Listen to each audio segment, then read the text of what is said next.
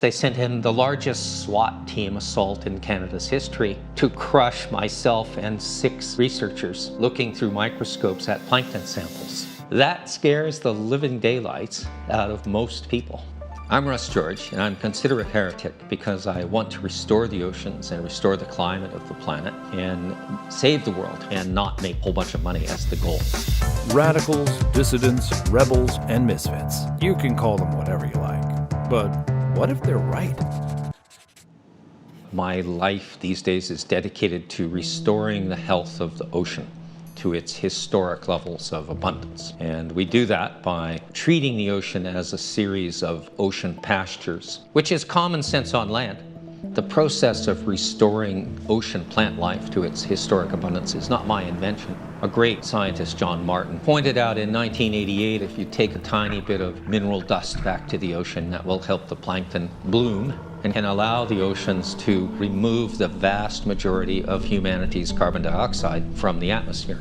That's a few 100,000 tons of iron ore rock dust. Well, Australia sells to China every year 600 million tons of iron ore rock dust. So if we wanted to restore the world's oceans to health and save the world from climate change, we merely need to deploy a team of people with brooms and dustpans to sweep up the dust around the great iron ore shipping ports in Australia.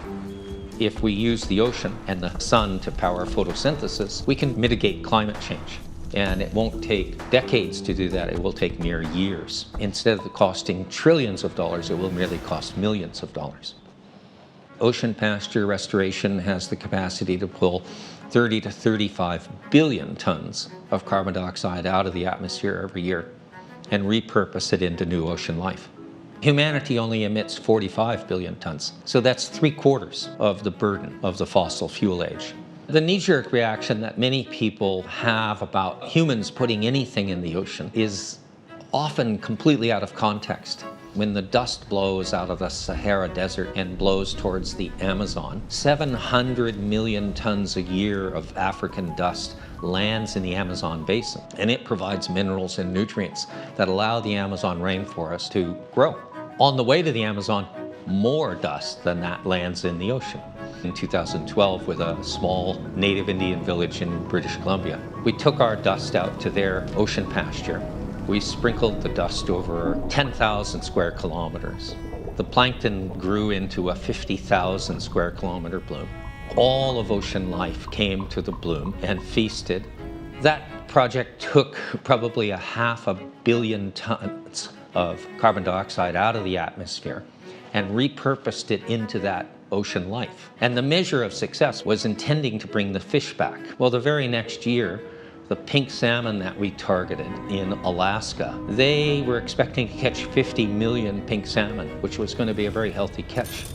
But following our pasture restoration, the Alaskans had to stop fishing after catching 225 million salmon, which was the largest catch of salmon in all of history. It just works. Right, there's no question about it. It simply works. So if what you're saying is accurate, it doesn't cost trillions, it costs millions. Well, there's people out there with millions. There's people with millions to burn. Like, I've seen what Nick Cage spends his money on. Well, they don't because of the attacks that have taken place on the people who have worked in this. So when John Martin in 1988 said he had the solution for climate change, he was declared a heretic because the solution was too good, too fast, too easy. So the people today who expect to be spending those trillions of dollars, this is the worst news ever. So when I did the work with my village of 800 native people in British Columbia, we thought nothing could be better. We dotted every I, crossed every T. And then the week before Easter in 2013, there was a pounding bang on our research office and laboratory in Vancouver. And in burst an 11-man Canadian government SWAT team with body armor and automatic weapons. Even though the government of Canada was our full, formal, contractual partner in the project, they decided to raid the office and destroy the data collections and our ability to complete the science. So I was declared a rogue American oligarch who swindled the poor, hapless natives into doing this illegal activity. When there's an example of what happens to a heretic, nobody wants to repeat that. In the last, say, 50 to 70 years, we've horrifically destroyed half of all ocean life. And so we have to restore it. It's a life or death situation. Ocean pasture restoration is about becoming good shepherds of the oceans. We need every invention that has ever been invented to tend to the land, in the agricultural sense, as a good shepherd, recreated, to tend to the 72% of this planet that is ocean. You take care of Mother Nature, she takes care of you. My name is Russ George, R-U-S-S-G-E-O-R-G-E. Great, perfect. And you can remember that because I work with rust. Iron.